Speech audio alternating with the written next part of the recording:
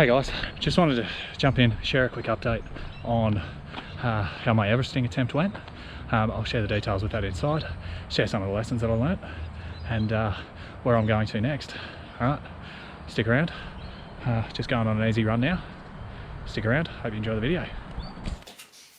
Hey guys, I'm back. I'm going to rip the band-aid off. 3 of us tried, none of us were successful. For myself personally, after 19 hours and 30 minutes, I had to make the call to quit. I managed to achieve what's called a half Everest, or a base camp badge. So what that translates to, in the end, I ran 69.7 Ks with over 4,600 metres of elevation. One of the things too I want to throw out there before we get too far into the video is I didn't film too much stuff, so this video essentially is going to be a lot of me talking, because it's just my reflection on what I learned, how I went, and what I learned from the experience. Didn't film a great deal because we started at 12 o'clock in the middle of December, which here means it's 33 degrees or more, pushing towards 35 with about 90% plus humidity, and that day there was no wind.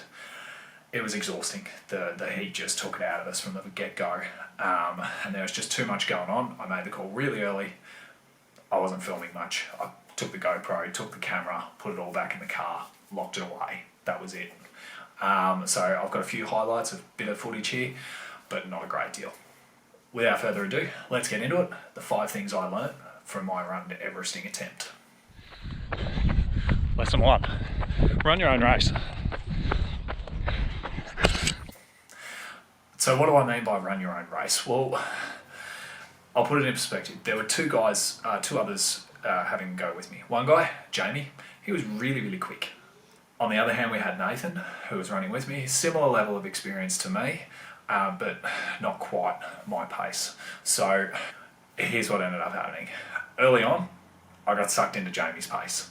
Okay, really quick, kept pushing up the hill, kept trying to keep up with Jamie.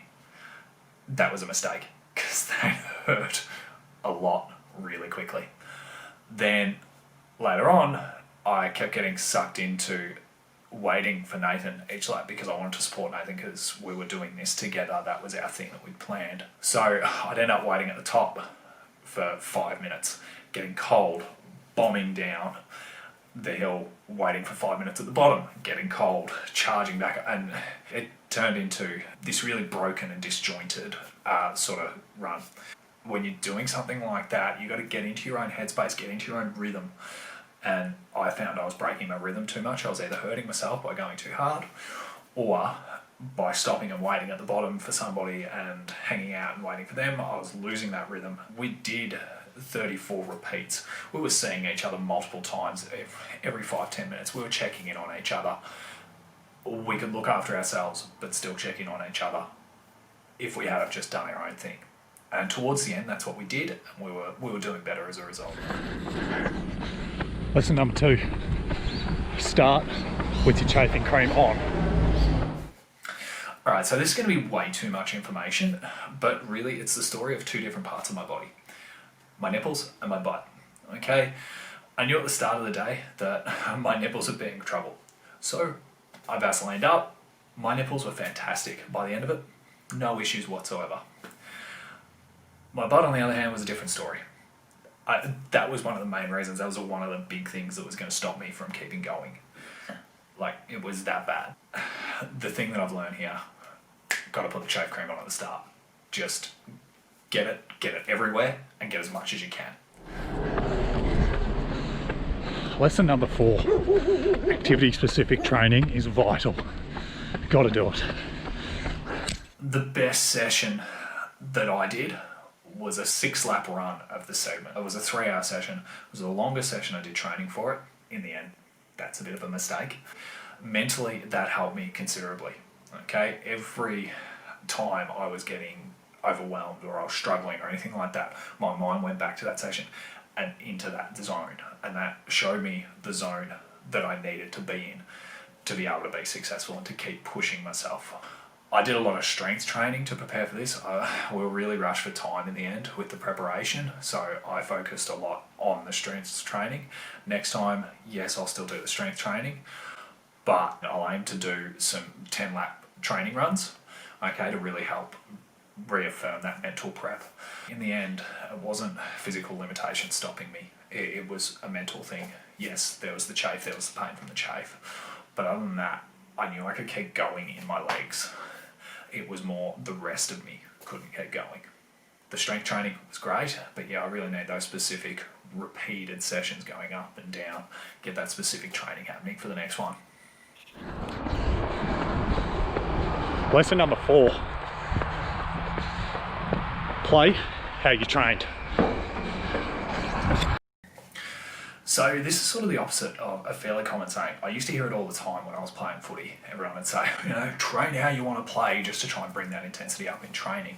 For this sort of event, you got to run your race how you would normally train, okay? For me, 90% of my running is done alone. I listen to music or a podcast at like 5 o'clock in the morning, and I run by myself.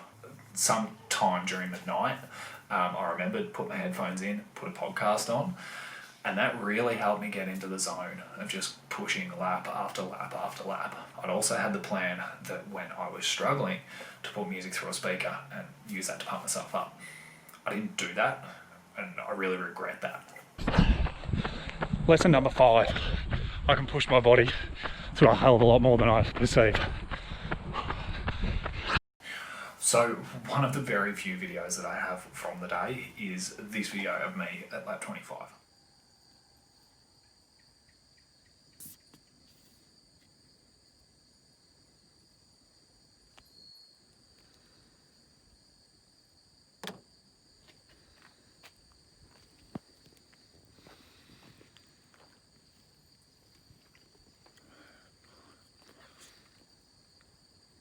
So I'm 25 laps in.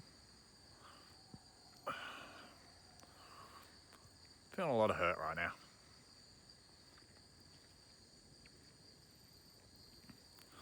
It's just after 2 o'clock in the morning. This is getting tough. My friends arriving at 3. Nathan and Jamie are up doing a lap at the moment. We've all sort of lost time with each other. That's okay. We're just going to keep trying. Just going to have a sit on this lovely chair for a minute. Eat my jam sandwich. Then head off soon. See you soon, guys. I don't know if you can pick it up as much from the video as I can, but I can see in that I was spent. I'd had enough. My body was saying no more. It took everything to get myself back up off the back of that ute and get myself up the hill for the next run. So that was taken about 2:05 in the morning. I kept going until about 7:30 in the morning. So after that, I managed another 18 Ks, another 1,200 metres of vertical gain. I pushed myself so far beyond what I thought I was capable of. Like, in that video, that's the most exhausted I've been in any event that I've tried. So I know that next time I go to do an event that's hard, next time I know I go to do an event that is going to hurt, I know that I can go beyond. I know I can push myself further, and I know I can push myself harder. Where to next? Well, for me, 2021 is the year of the marathon. I'll explain more inside. Okay, I'm going to attempt my first road marathon this year.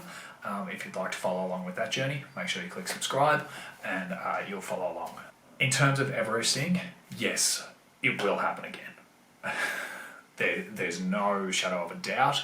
On the Sunday at about 5 o'clock, I went back up the hill with Nathan, and we decided within the first 50 metres that in July 2022 we'll be attempting this again.